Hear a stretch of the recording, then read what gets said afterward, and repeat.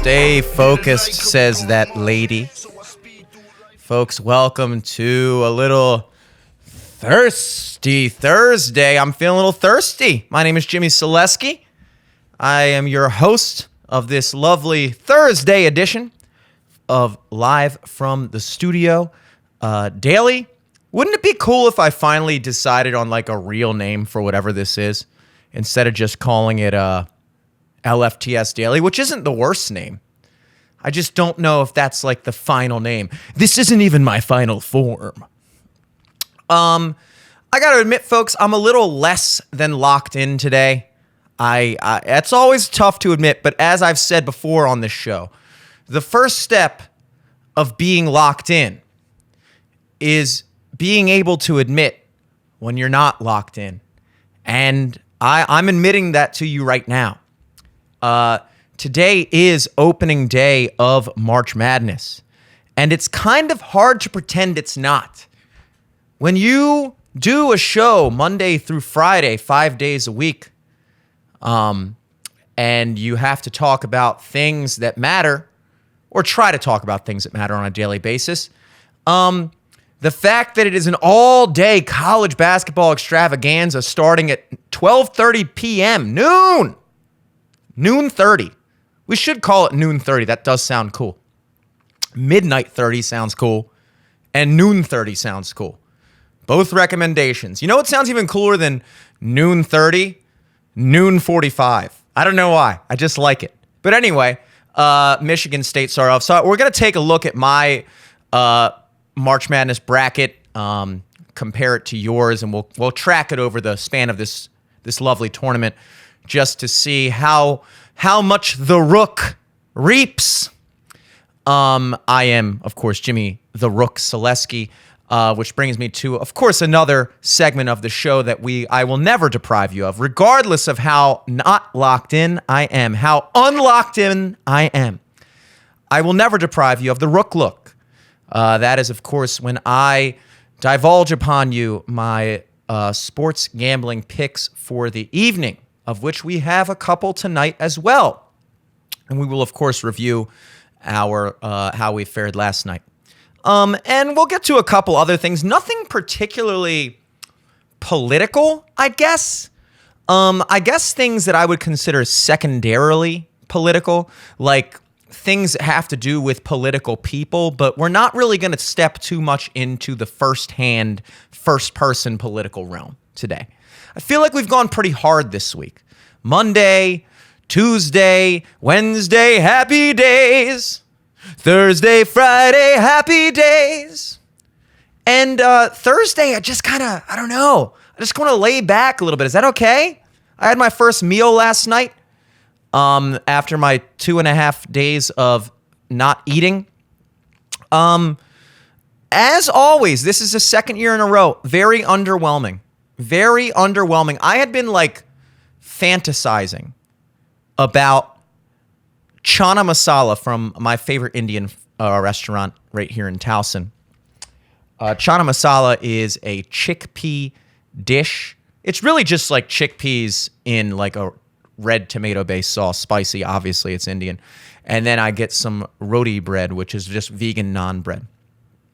And I could barely finish it, which surprised me because you would think after not eating for 60 hours, like you're not necessarily just throwing back. You're not saving some for later when you eat for the first time. But I don't know. So that was, as usual. I balled out on some vegan food on GoPuff. I got some vegan ice cream, which I will say, on the other hand, on the flip side of this coin, vegan food.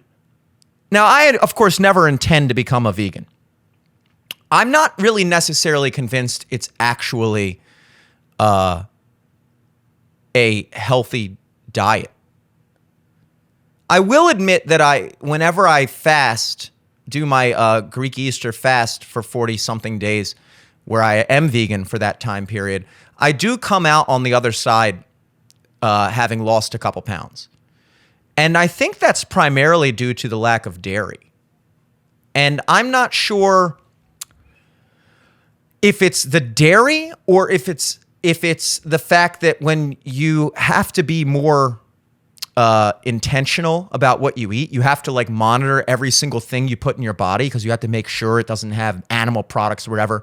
I think that the natural side effect of that is just that eating is so much of a nuisance. There's such a thought process that goes into eating when you have a strict diet. Sometimes it's just not worth it.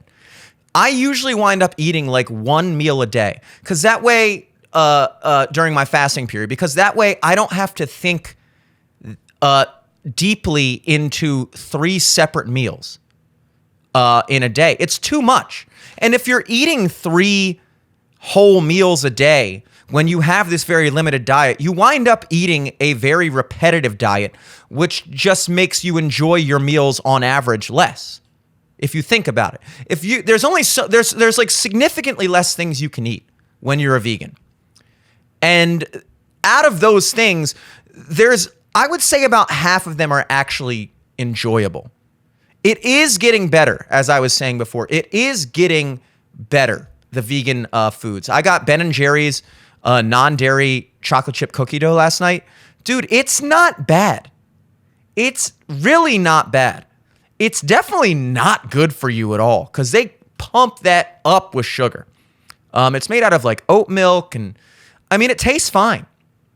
I had some vegan dark chocolate coconut bars last night. I bought some of those. Those are fine. I mean, coconut's vegan. Dark chocolate, you don't have to put milk in chocolate, and it's good. Lots of stuff. Lots of stuff. Sometimes some of the stuff is so good it almost feels like cheating. Sometimes I kind of wish vegan stuff tasted worse. But then again, that would suck. Yeah, I don't know. I'm not sure if it's an actual nutritionally beneficial diet versus having some meat. I don't think you need dairy though. I think dairy you could get away with. I also always forget that eggs aren't dairy. But the overall theme of this is it just doesn't strike me as difficult enough to eat vegan for the next 47 days. So I'm actually kicking up the diet one more notch. I already kicked it up a notch by doing that whole not eating for the first 60 hours. But I'm kicking it up another notch. I'm borrowing from my Muslim friends here. Because as you may know, the celebration of Ramadan is like around this time. I don't know if it's already happening at the moment or if it's like coming up, but whatever. And what they do is they do not eat or drink anything while the sun is up. So they can only consume food or water, after sundown and before sunrise. Now, I'm not going to do the water thing because, I don't know. I just don't think that's necessary. But I do think it would be kind of cool to incorporate, just not eating while the sun's up. So I'm basically kind of intermittently fasting. The guy I play drums with, I want to talk about intermittent fasting just as a dietary choice.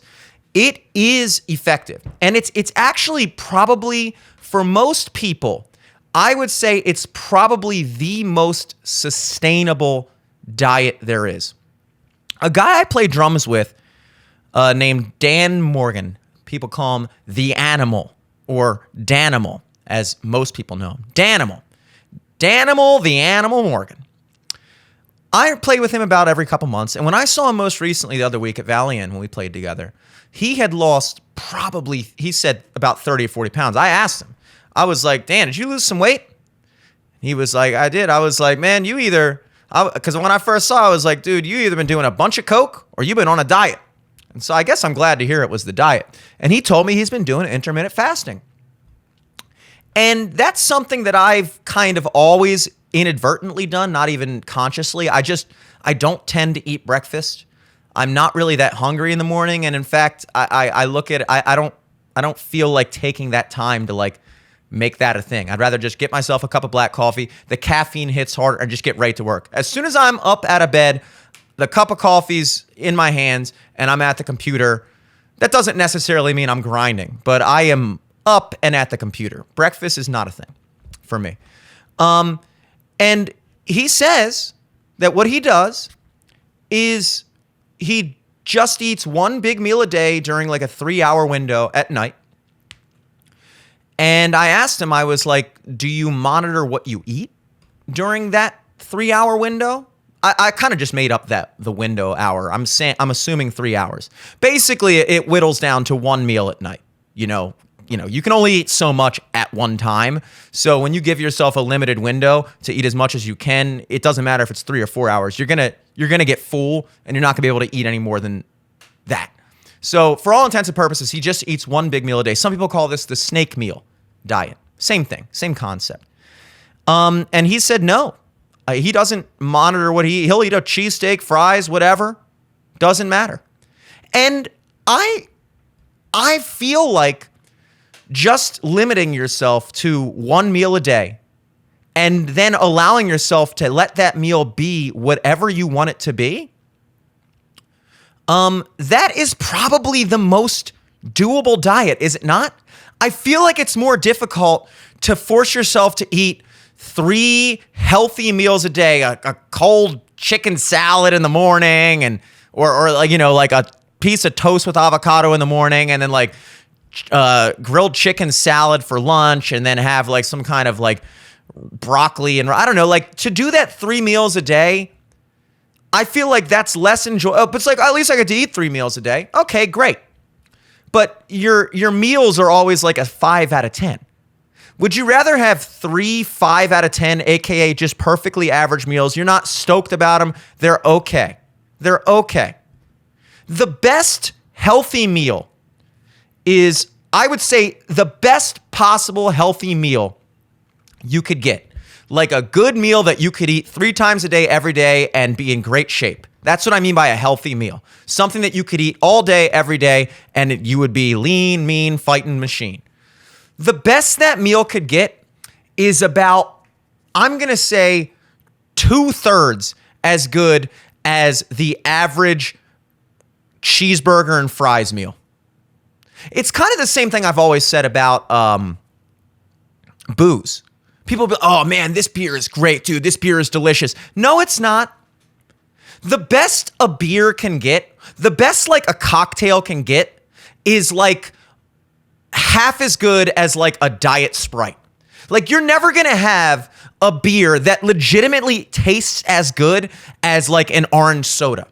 So I'll always ask people, I'm like, okay, yeah, great. You're going to say this beer is delicious. Would you drink this beer if it did not have alcohol in it? Is this beer so good that if you went to a restaurant and they served this stout IPA, whatever, non-alcoholic, you would order that over like a Coke? I doubt it. So let's stop using the word delicious for booze. Booze is not delicious. The best booze can get is good. Good is the peak of booze. Alcohol does not taste good. It's supposed to not taste good. It's a poison. There's no such thing as a delicious whiskey. Anything that you can drink, like 3 ounces of, and it makes you want to throw up, I don't think that's delicious. When you take a big gulp of a root beer, do you get tears in your eye? Hold up, and then start spitting? No, you don't. You know why? Because root beer is actually delicious. And there's a lot of, is the word pretense to describe pretentiousness? I think not. There's a lot of pretentiousness, and I'm getting off track here, but whatever. Like I said, it's a Thursday. We're chilling. There's a lot of pretentiousness when it comes to alcohol, cocktails, and things like that. Particularly as it comes to like liqueurs and, whiskeys and things like that. Look, some whiskeys are better than other whiskeys. Yes. I'm not necessarily convinced there's such thing as any alcohol on the planet, 1.5 ounces, which is a shot, that is worth triple digits. $100 for a shot. And you'll see that at restaurants all the time. Go order yourself a shot of Johnny Blue at a nice place. It's going to be at least 80. at like a regular place. It could easily put you in the triple digits at a nice place. I cannot be convinced that that's worth it. The only thing that makes it something like that worth it is the ceremonial aspect. Some things are expensive because they're expensive. Kind of like how some people are famous for being famous. So, moving back to the topic at hand, which is intermittent fasting, let's relax. Let's relax on calling alcohol delicious. Okay? I like alcohol as much as the next guy, maybe more. But I'll admit that there is no whiskey on the planet that is so good that if there wasn't alcohol in it, I'd just be sitting there sipping on it. And you wouldn't either. Okay? Okay. Moving back to intermittent fasting, the idea that, you could eat like 3 slightly better than average, if you're lucky, meals a day. I would rather have one awesome meal a day. Like a cheeseburger, sub, and fries one night. Next night, get a big pasta dish of chicken parmesan with some garlic bread. Like I said, there's only so many calories you can ingest in one sitting. No matter how hungry you are, your stomach is only so big. So you're kind of limited in the amount of calories you can consume by just sheer volume, if nothing else. Now, if you just ate 4 sticks of butter, I'm sure you could get fat on this diet. But like, if you keep it anywhere close to mildly within reason, like, okay, maybe you're not eating 4 cheeseburgers from McDonald's and a bunch of fries and then stopping and getting a milkshake and all that other stuff. Okay, maybe that's not the plan. But if you just go for like, you know what, I'll just have, like I said, like a nice pasta dish, maybe a little fettuccine Alfredo, something that's like fattening, but like a guy my size, I think my base metabolic rate, which is the amount of calories that you burn in a day just by existing, my base metabolic rate is probably sitting around 2,500 calories a day, because I think average is 2,000. If I just didn't move, if I just woke up, because you're burning less calories when you're asleep, obviously, but being awake, you're burning a little bit more calories. So if I just woke up and opened my eyes and stared at the ceiling for 16 hours until I went back to sleep again, I think just by the sheer act of being alive, I would burn about 2,500 calories a day. So that means if I ate 2,500 calories a day, that's weight maintenance level of calories. And if I'm only eating one meal a day, eating 2,500 calories in one meal is, like I said, it's doable if you get like the most calorie packed foods imaginable, like a pint of ice cream and a giant bucket of fries and like just like things that are just pure oil, starch, carbohydrates, stuff like that. But if you're eating like a regular meal, like a nice steak with mashed potatoes, asparagus, like something that's like, reasonable but still delicious and something you would get, with or without being on a diet, I think you'll be hard pressed to just clear 2,500 calories a day. And that's just your base rate. That's not including the amount of calories that you burn by if you do go to the gym or even just like walking around and moving. Like again, this is just if you open your eyes and stare at the ceiling for 16 hours. That's how much your calories your body burns by keeping your heart rate going and your, everything in your body moving. So I don't know. It's something that I might look into doing, but it's definitely something I'm going to do for this time period, because it does add another layer of like, okay, I'm fasting for Greek Lent. I'm eating vegan, but I talked about this with my dad yesterday. And I've talked about it with you guys. It doesn't quite feel that difficult or that much of a flex when there's people that are literally vegan all the time. So whatever. I'm borrowing a little bit from the Muslim community. I'm borrowing a little bit from the ancients, and I'm borrowing a little bit from the Greeks. I'm doing my own thing, and I hope Jesus is cool with that. Speaking of that, I am drinking. Don't tell God, but I am drinking apparently 10 calories at the moment. I that kind of stuff, whatever. I'm drinking a sugarless energy drink because I was, like I said, a little unlocked in. I don't count that. I don't know where these calories are coming from. I don't know why they're calories. It's a sugar-free energy drink. It's fucking good. This is Celsius, by the way. They don't sponsor us. Well, nobody sponsor us. Just whenever I mention a product, just as a time saver, so you don't have to wonder, are they a sponsor? The answer is always no. Nobody sponsors us. I would love a sponsor, but we don't have one. We did used to have a Manscaped endorsement a little bit a while back, which, by the way, I think it still works. Manscaped, of course, is the male grooming company. They sell trimmers, razors, all kinds of stuff, shampoos, and cool stuff. Good products. And if you go to manscaped.com and want to shop around, if you use promo code LFTS for Live from the Studio, promo code LFTS, I believe it gets you 20% off your order and free shipping. And last I checked, that still works. So if you are a dude and you need a trimmer, which you do, or you need a real razor, not those disposable razors, guys. That's not... I've tried... After shaving with my Manscaped razor, the Plow, which is it's like a real razor. You have like the little razor replacements, and you shave like that. I can get a straight edge on my sideburns. You think you can do this with like a Bic disposable? I've tried it. When I'm on vacation, I don't have my straight razor. You can't do this kind of stuff.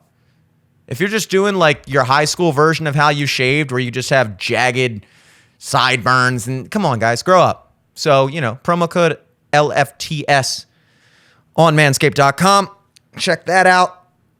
What else is going on? Oh, great news. Great news. We're bringing the pod back.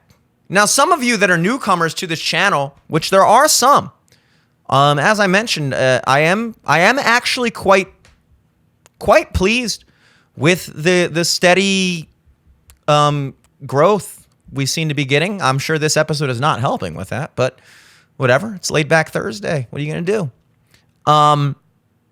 Some of you guys may not be aware that this channel is more than just me. LFTS Podcast, what I refer to as the podcast, you may have noticed I call this a show. I rarely, unless by accident, refer to this daily thing that I do as a podcast because I don't consider it a podcast. I even went out of my way to use one of these table stands as opposed to the arm stands. We went over this before. Remember, this is a podcast. Yeah, man, totally. Yeah, dude, it's crazy, man. So anyway, we were on tour and dude, it was nuts and blah, blah, blah. That's a podcast.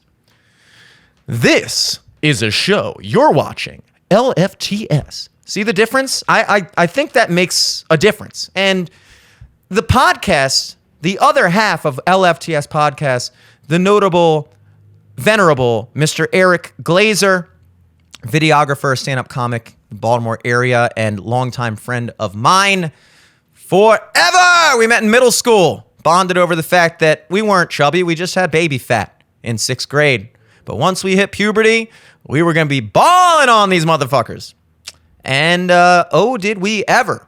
So the podcast, which has been on about a almost 4-month hiatus. I think the most recent episode we did was episode 320. 320 episodes, folks. The podcast has been going for 7.5 years on this channel. The Daily Show didn't start until February of this year. So the podcast itself, with Jimmy and Eric, has been inactive, dormant, since mid-November of 2023.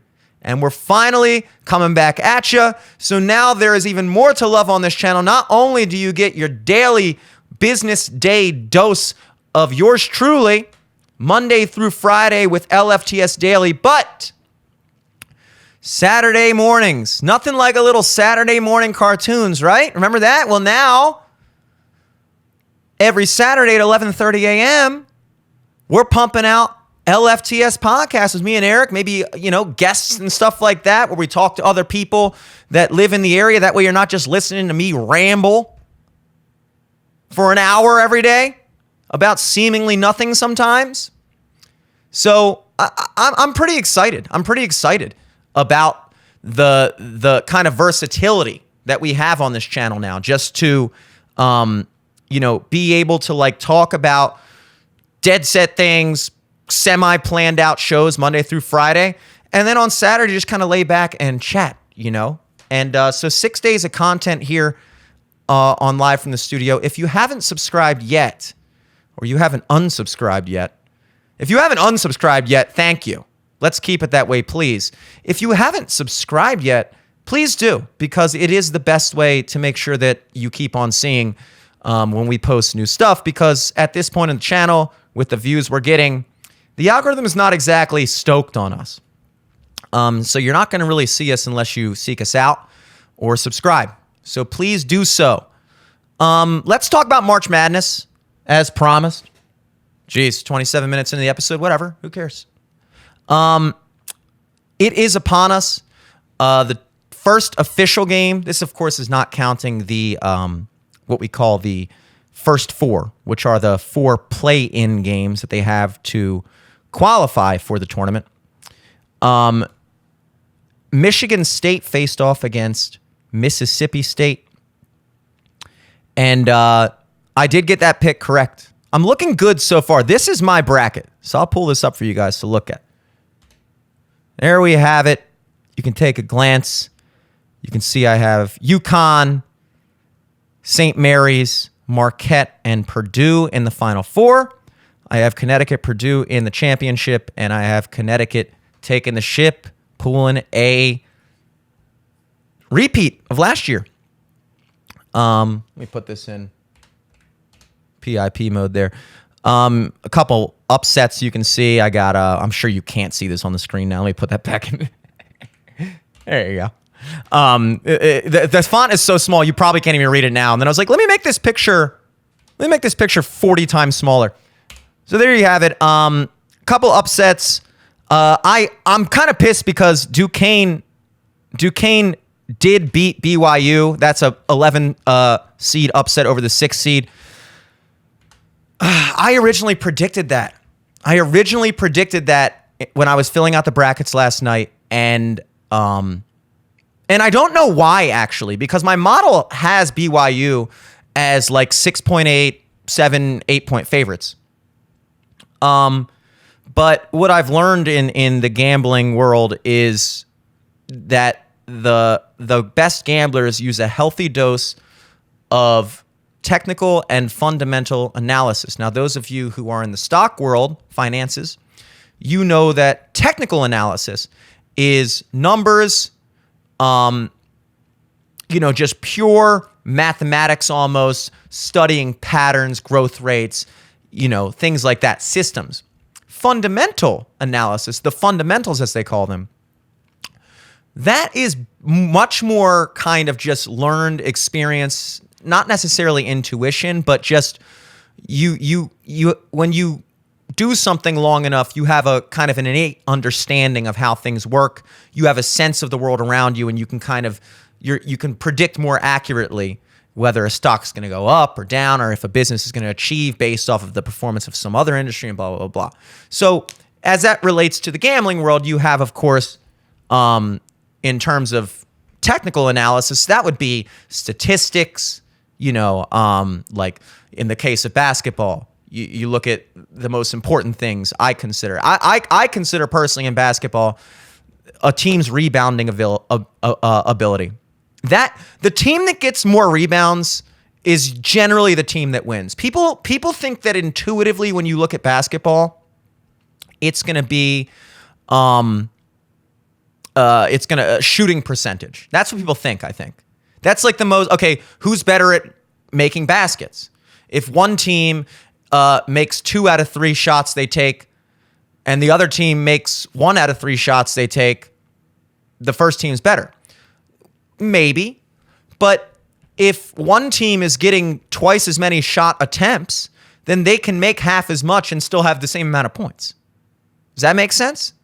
So a team that is getting rebounds constantly putting the ball back in their possession, that is a crucial stat to pay attention to.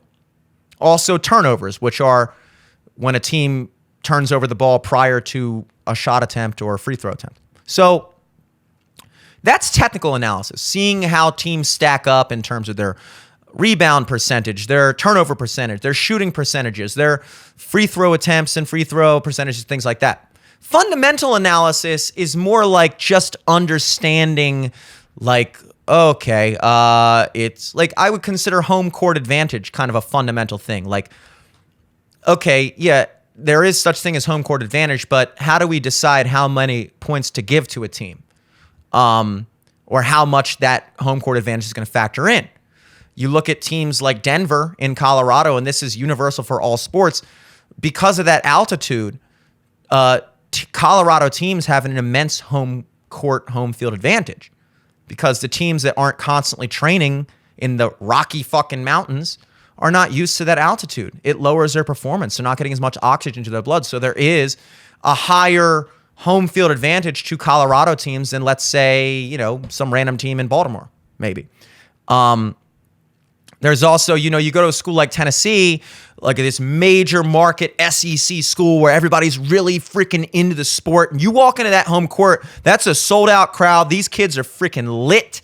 They are screaming. They're painting their bodies, trying to distract you while you're taking free throws. That's a big difference than if you go to a school like Towson University, where I live, just outside of Baltimore City, and nobody really cares. It's kind of sad. But there's a lot of colleges where, like, nobody really takes their sports teams seriously. Like, Towson wasn't that bad at basketball this year. We are Division I.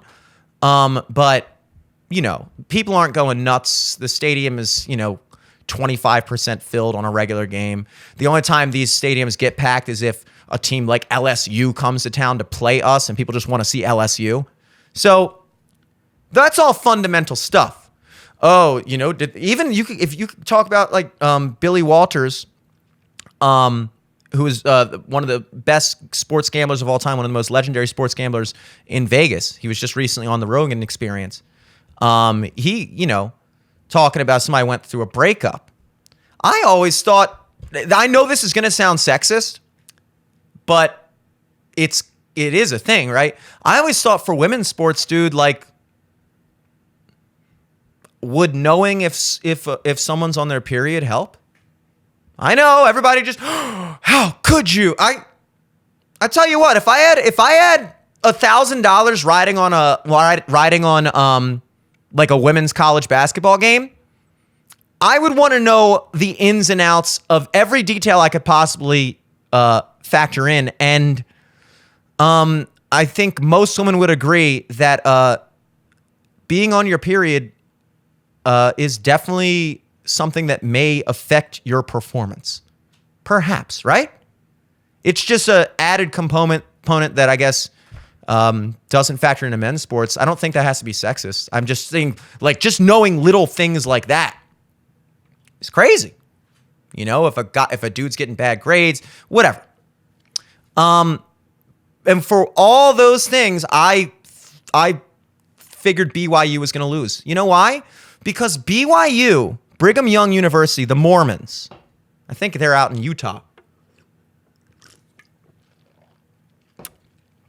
Brigham Young University is the shittiest good team in Division I basketball. I have never seen them perform well. I've never seen them win. Now, I haven't watched a ton of BYU games. They do not strike me as a very good team. Yet, on paper, they are solid and they are a 6th seed in the NCAA tournament, which may surprise you. You would think a 64-team tournament is not that exclusive. Like, okay, 64 teams making it to the NCAA tournament is not a big deal. Yeah, it is. Like, it's amazing how many teams don't make it. There's 350, 60-something teams in Division I basketball. So 64 teams represents like about the less than the top 20%. I'd say probably like the top 15 to 18% of the field. So I would say probably about 1 in 6 teams makes it to the NCAA tournament in Division I. That's more exclusive than pretty much any sport I can think of. Not in college. Obviously, college football is ridiculous. They used to just pick the top 2 teams subjectively or whatever. And then they moved to the 14 playoff. Thankfully, they're moving to the 12-team playoff. There's also significantly less D1 football programs than basketball programs. I think there's only like 140 D1 football programs. But if you look at the NFL, 14 out of 32 teams make the playoffs. So that's almost half. In the NBA, it's ridiculous. 16, 8 from the East, 8 from the West, and there's only 30 NBA teams. And I believe now they have a play-in tournament. The 7th team in the conference in the West plays the 10th seed in the West, and the 8th plays the 9th. So now really the playoffs are open to the top 10 in each conference, and there's only 15 in each conference. So 20 out of 30 teams in the NBA have a chance to make the playoffs at the end of the season. That's 2/3. So when you look at it that way, 64 out of 360-something teams in Division I basketball, March Madness is pretty exclusive. There's a lot of teams that sound like big teams, like University of Maryland, Penn State, Michigan, just teams that like you've heard of that are not in this thing. So that's just an interesting thing to think about. I do think Samford is going to take out Kansas. That's one of the upsets I picked. I think New Mexico is a dark horse. I see them taking out Clemson, another 11-6 upset. I see them. I think they could take out Baylor. I think they could make it all the way to the Elite Eight, and I think St. Mary's is going to come out of that. I think Michigan State might knock off UNC in the second round. What other upsets do I look at? Oh, NC State, North Carolina State, I think is going to knock off Kentucky in round 2 as well.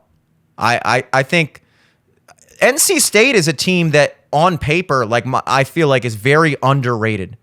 When I look at how they match up against Kentucky on my model, it barely shows them as an underdog. We're talking I want to say a 0.6 point under, not even a full point underdog, maybe 1.5 points, but that's not what you would imagine when you look at a 3-11 seed. Now, of course, in order to do that, they have to first do another upset against Texas Tech, which is a 6 seed. But Texas Tech has a couple injuries, possibly, and I don't know. NC State, my model shows them as beating Texas Tech straight up. So I'm pretty excited. I will say about March Madness, the thing that really, and I didn't really ever think about this until I started looking into the bar bracket, which we're going to talk about on the podcast this week as well. I got some news about that. The scoring system is extremely flawed. Everyone knows the typical scoring system for a bracket, right? This is not in terms of the teams, but when you fill out a bracket for your work pool or an online bracket pool or whatever. And the way they score that is you get 1 point for every correct guess in round 1, 2 for every correct guess in round 2, 4 for every correct guess in the Sweet 16, 8 for every correct guess in the Elite 8, and then, of course, Final Four is 16, and correctly guessing the champion is 32. So it doubles every round, the amount of points you get for your correct guess, effectively making every round add up to a potential 32 points, which sounds like it makes sense. Exponential kind of doubling there. But if you think about it,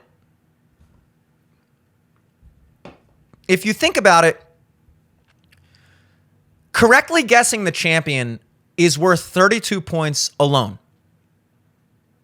In order to score 32 points in round 1, you would have to guess the correct outcome of all 32 games.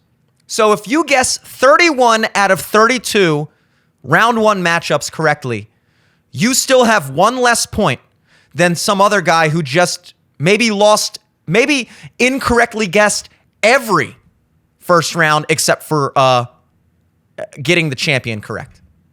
31 points for 31 out of 32 first round guesses and 32 for just getting the champion. That is inherently flawed.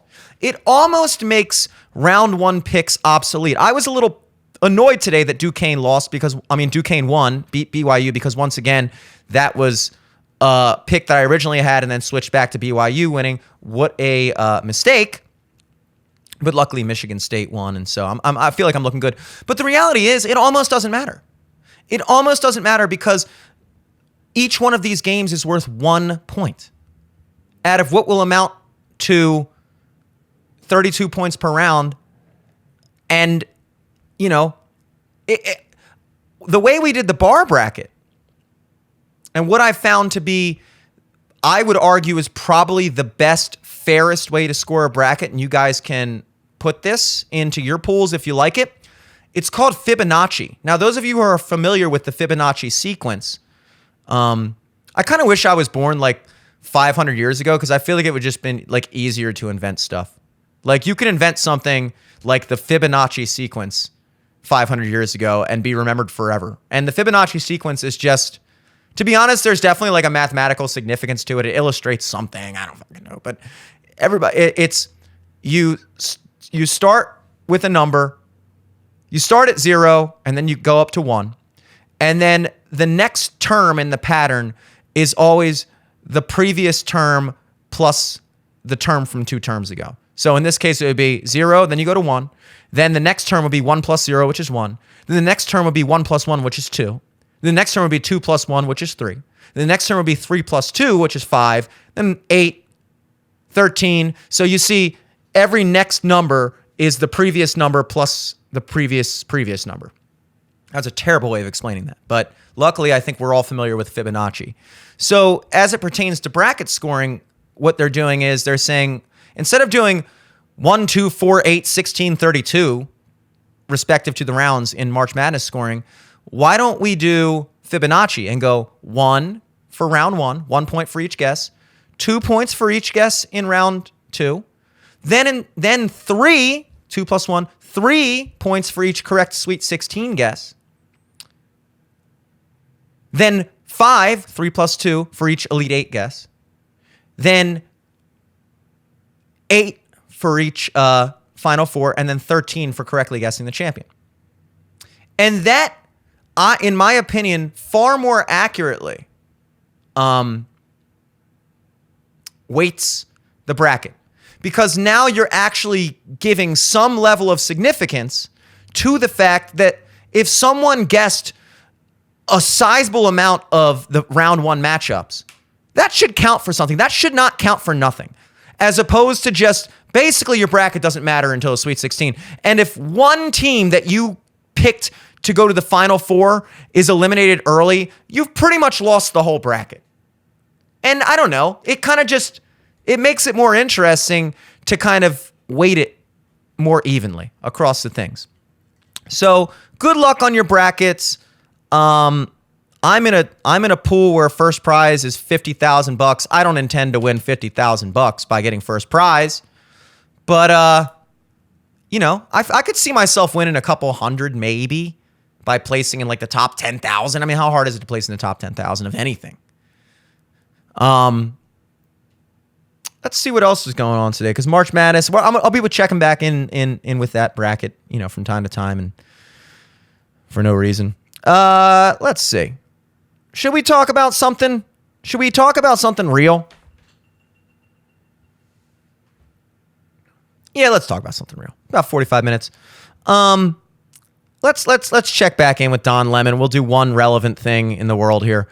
God forbid we do one relevant thing. So I believe this is Don Lemon's second show. Now, those of you who are tuned in on Twitter Tuesday this week, we spent the entirety of that episode kind of breaking down and going through certain segments of the Don Lemon Show episode 1, where he interviewed Elon Musk.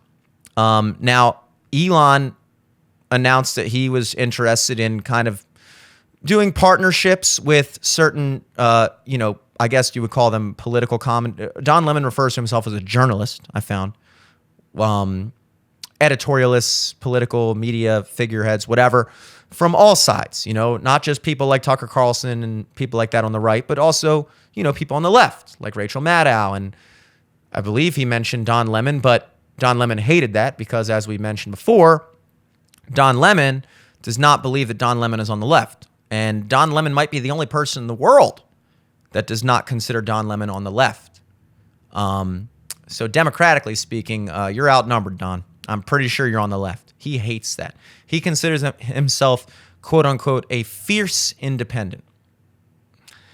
I don't know about fierce, and I definitely don't know about independent, my friend. But regardless, Elon and Don reached I believe, some type of deal where Don was gonna be a paid partner on X.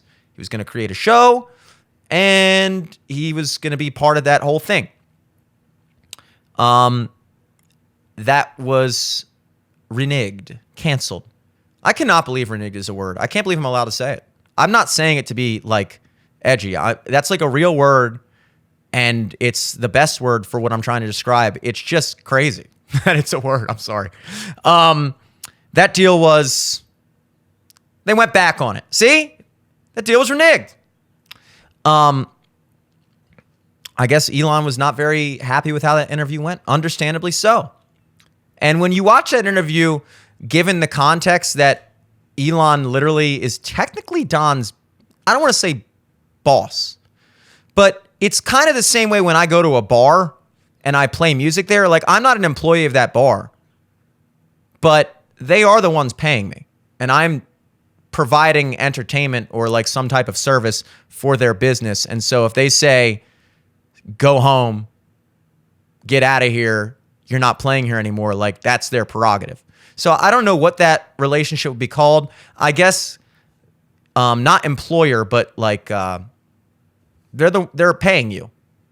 And then Don spends the entire time basically attacking the platform itself, attacking Elon Musk as a person. And so the deal was canceled, and now Don just has a show that, obviously is going to be broadcast on a whole bunch of platforms, including Twitter, X. But he's no longer a paid partner. Elon does not fuck around with that shit, dude. He can be a little catty, I think.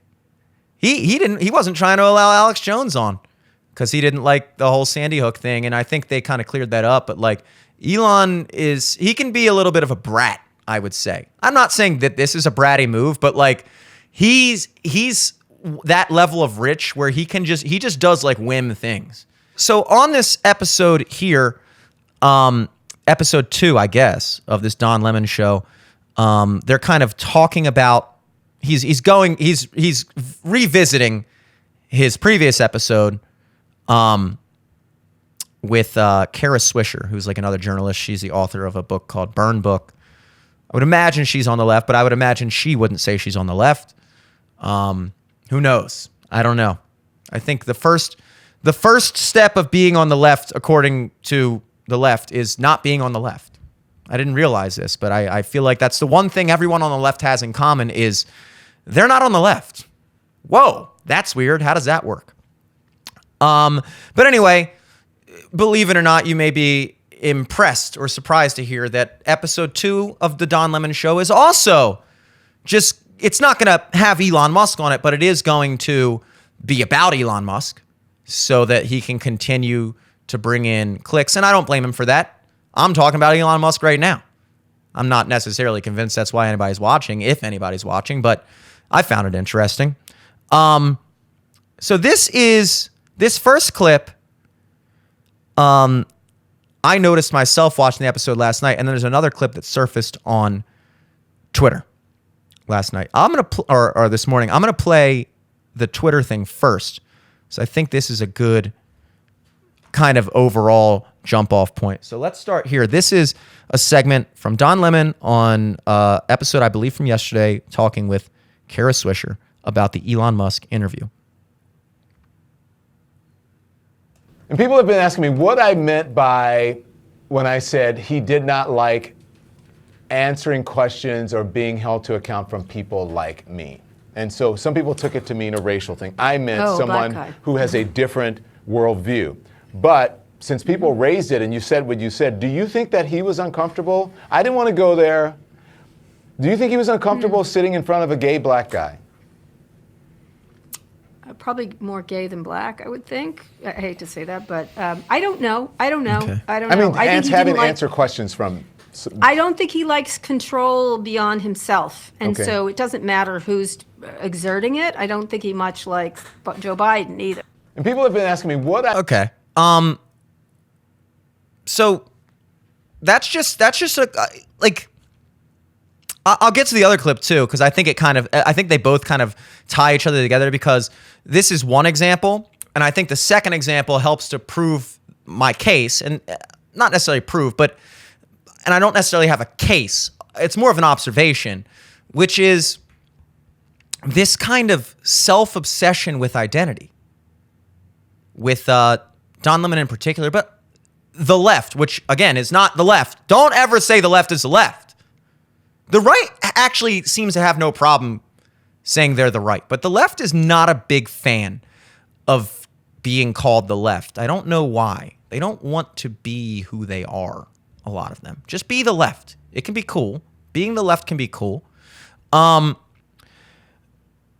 this obsession, like it always comes back to that, does it not? It always comes back to that. Like, you have this interview, which admittedly, it was an entertaining, enjoyable interview to watch, because I mean, not because I enjoyed Don Lemon's perspectives. I think they're valuable to hear just to get some context on what people are thinking.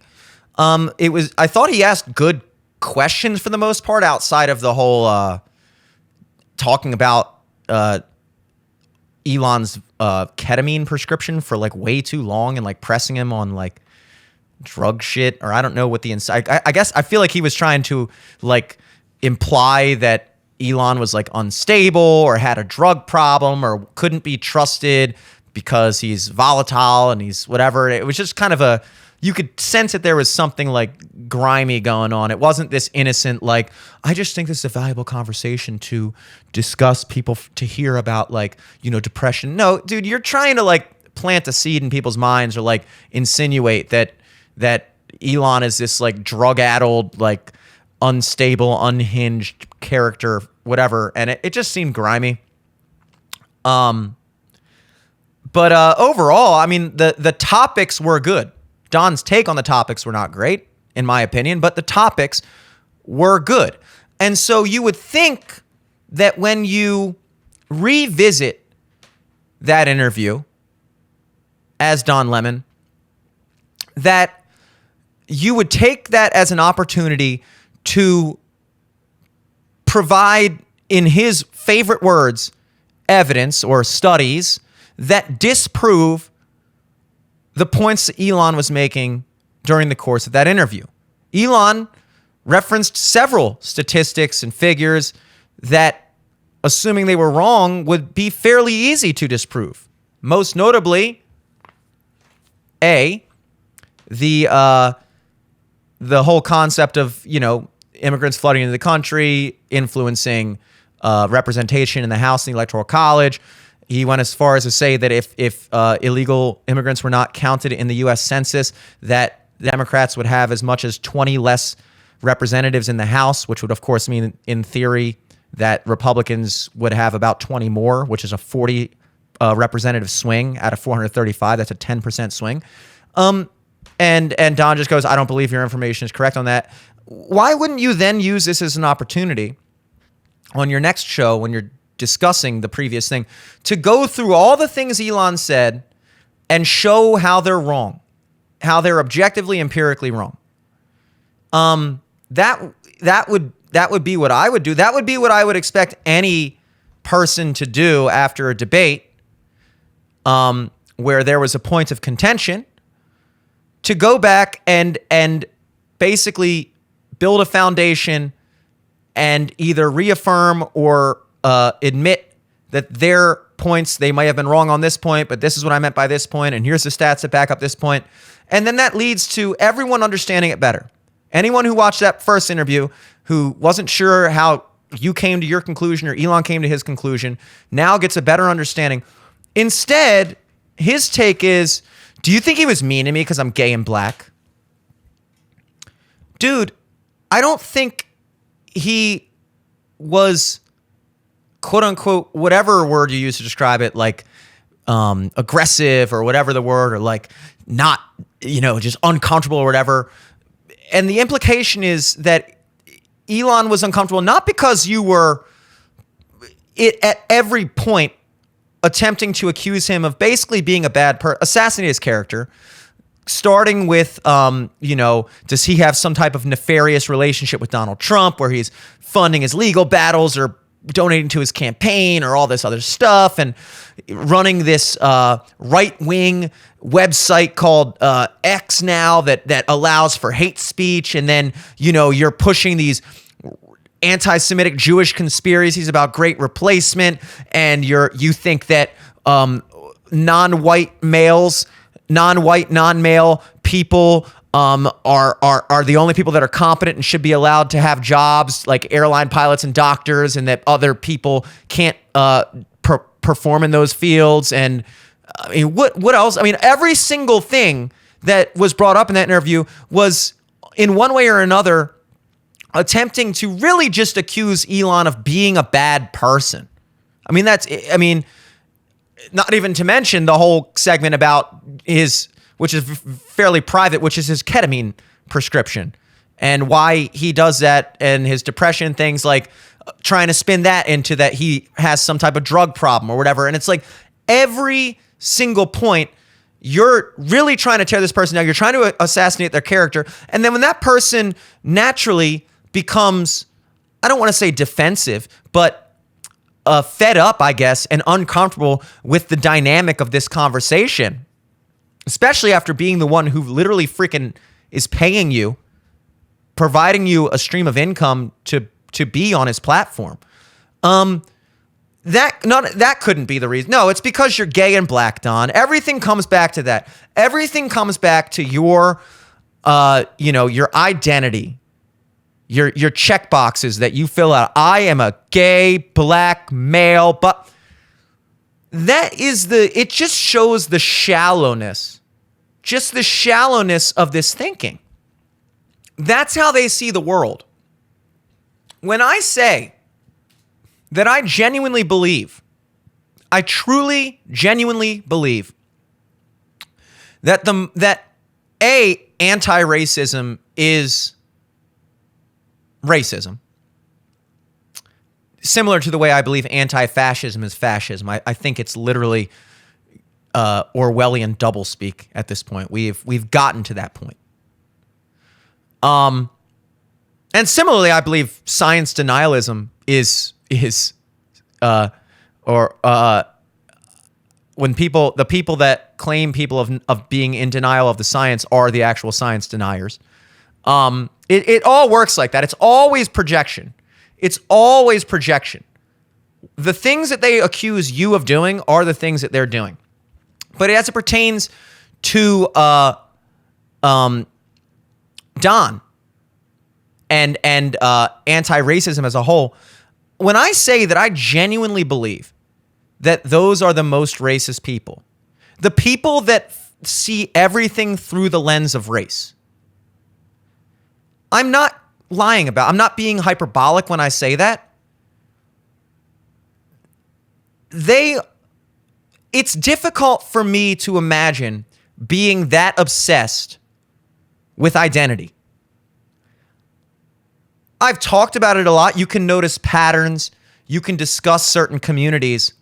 But when you get to the level of like individual interactions, it's hard for me to imagine my primary takeaway being just to focus on that I'm XYZ person and they're, ABC person.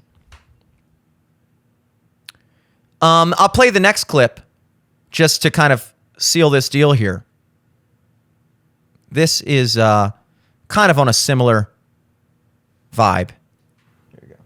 I mean, let me just tell you, you were scrupulously fair, and I wouldn't have nearly. If he had said that interview thing to me right then, I would have said, "Then get up and fucking get out of here. Fine, you don't want to be here, you can leave. Like, there's the door of your door." Like, I don't think I would. He did that to me in an interview. He said I could leave anytime, and I said, "Go ahead. It's your feet. You can walk it any way you want." So, Listen, you can do that. I can't, for obvious reasons, as you know, because I know. That's why I would said become you were angry black scrupulously man. fair to him. I would become Yes, you angry would black have. man. Yes. Don't you agree? yes. Okay. So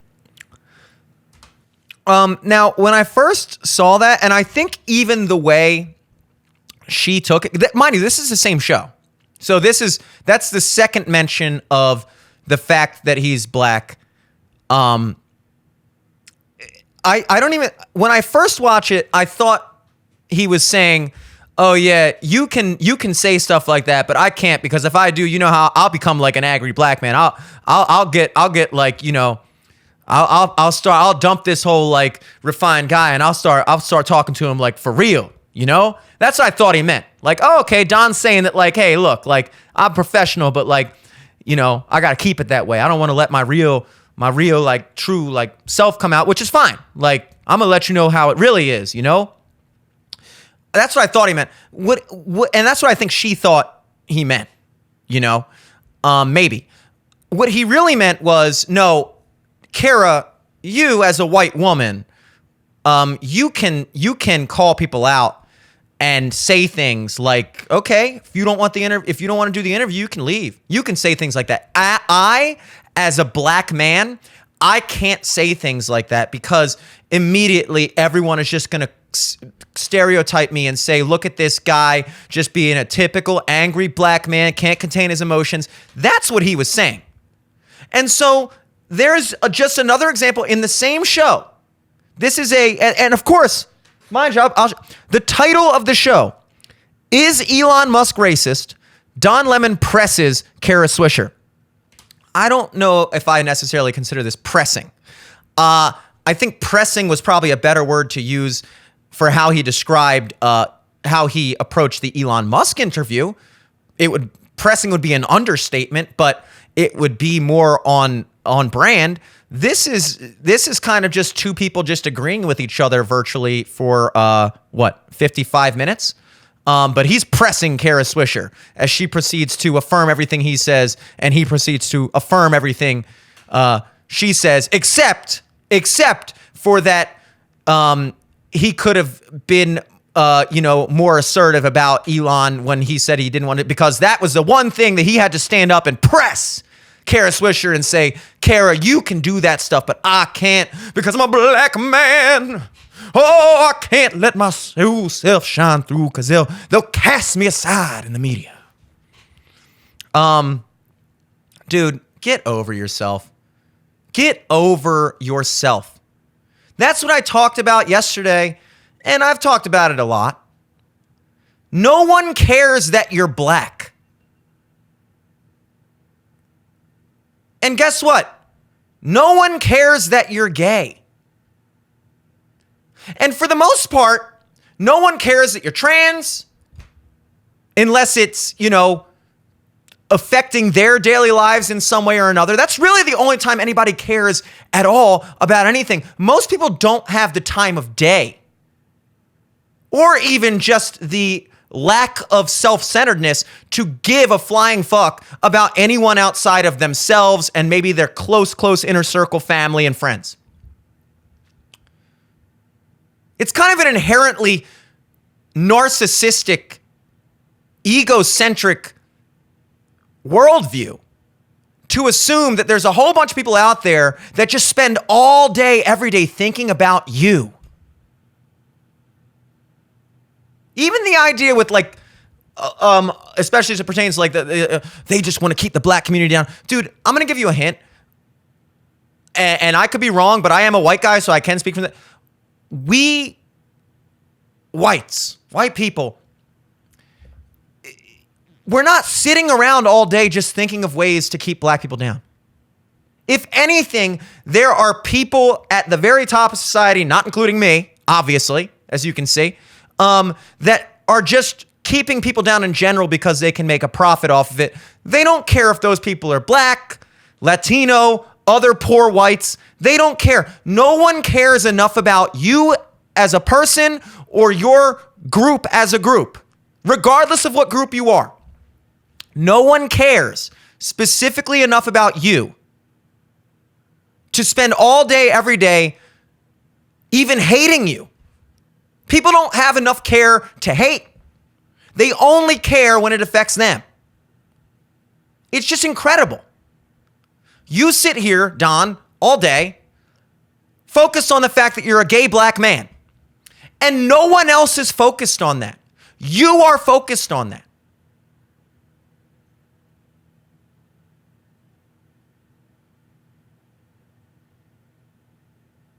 I find it hard to argue the point that if you are the one sitting here constantly addressing every issue through the lens of what color you are and what color they are, what sexual orientation you are and what sexual orientation they are, what gender you are, what sex, biological sex, whatever. If every single thing you address is through the lens of that, you are the racist one.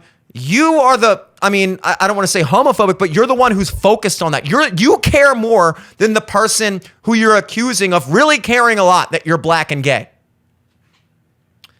I didn't even really, I figured he was gay on Tuesday. He's confirming it now. Okay, so you're gay. That's how much I didn't care. I was critical of you on Tuesday before I knew you were gay.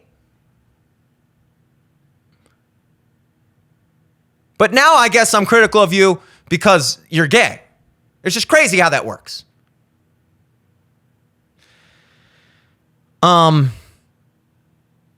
I don't want to spend too much time on that. I'm not trying to make this the Fuck Don Lemon show, but it's a big thing this week, and this episode is still he's still latched on to the Elon thing, and I'm still latched on to him being latched on to the Elon thing. So it's just incredible. It's just incredible, just not just that he thinks that way, but the amount of people that see that as like intellectual or like a win. Like you assert who you are in terms of your identity. I'm this, that box. I'm a bisexual, transgender, black, Lebanese, whatever.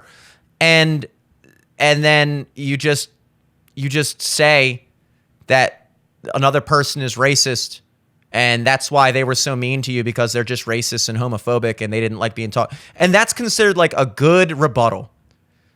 I haven't watched this whole thing.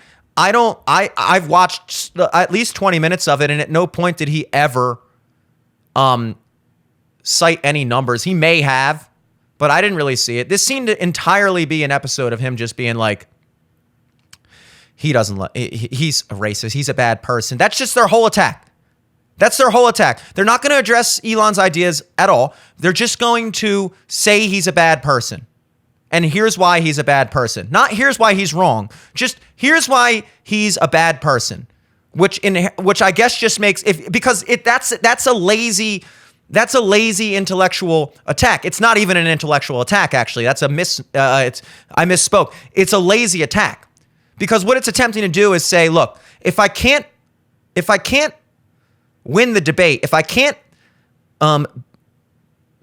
beat these person's points, then what I'll do is I'll invalidate them as a person. I will assassinate their character, therefore rendering anything they say invalid or untrue. So instead of having to actually contend with Elon's points about population sizes and censorship, free speech, and affirmative action, and whatever else they talked about, Don can bypass all of that if he can just get you to believe that Elon's a hateful, bad person, at which point you're not going to listen to anything Elon has to say because it must be wrong.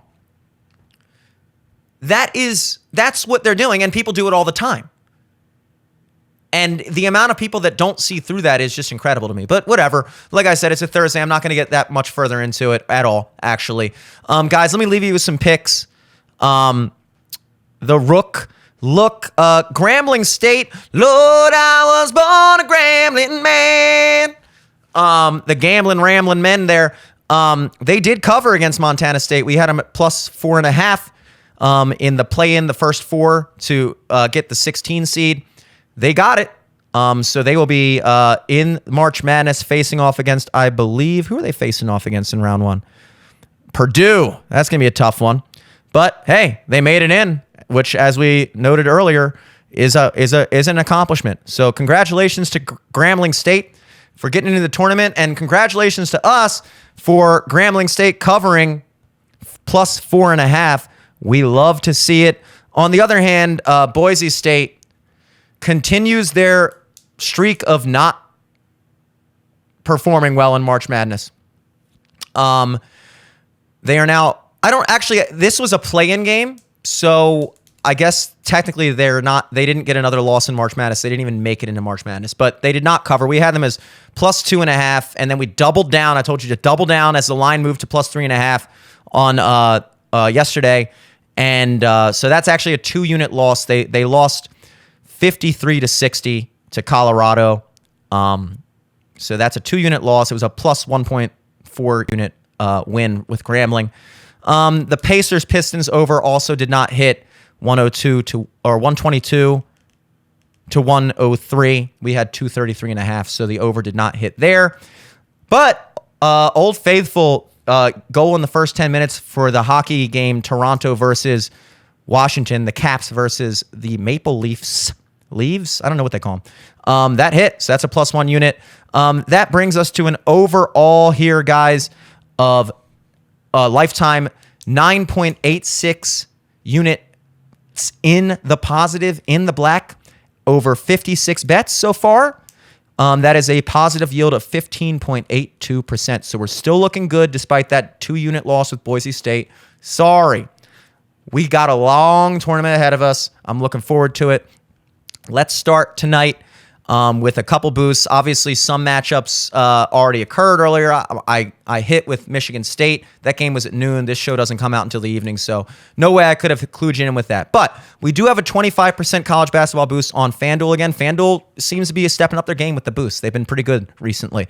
I'm saying let's throw that on Oregon straight up against South Carolina. That's they are an 11 seed. So this is another 11 seed, 6 seed upset potentially that we're predicting with this one. I think Oregon's good. As my pal Lucas, who did play Division II basketball in college, said, the 6-11 matchups are pretty interesting because they're really just powerhouses from different conferences. Like, being a powerhouse in the Pac-12, like Oregon, it's the conference is not weighted as high as a conference like the whatever South Carolina is in the ACC or whatever in basketball. So like they just get a lower seed in the tournament by nature of that. I think Oregon on paper, I think, is a better team. That's what my model shows at least. So I do expect them to win. And that 25% boost doesn't hurt. Also, we have coward, you coward. No sweat upset bet on DraftKings. That means any double-digit seed upset that you predict, if you lose, you get your bet back as a bonus bet. That's cool. So I'm going to recommend throwing it on NC State. As I mentioned earlier in this episode, I see them as kind of a little bit of a dark horse. I see them going to like the Sweet 16 potentially. That is versus Texas Tech. Last I checked, they were sitting at plus 170, which is pretty solid. So throw a unit with that cowardly no sweat upset bet thing there. They are a 11. That's another 11 seed, I think, or a 10 seed. I'm not sure, but it's double digits. Doesn't matter. It works. So those are your two picks for tonight: Oregon money line versus South Carolina, and NC State money line versus Texas Tech. Guys, I'm looking forward to a lot more looks in this lovely March Madness. Happy Thursday to you. We will see you tomorrow for the Friday installment of The Daily Show. And of course, this Saturday for the first episode in quite some time with your pal Eric Glazer, the other half of Live from the Studio. My name is Jimmy Selesky. Till next time, peace.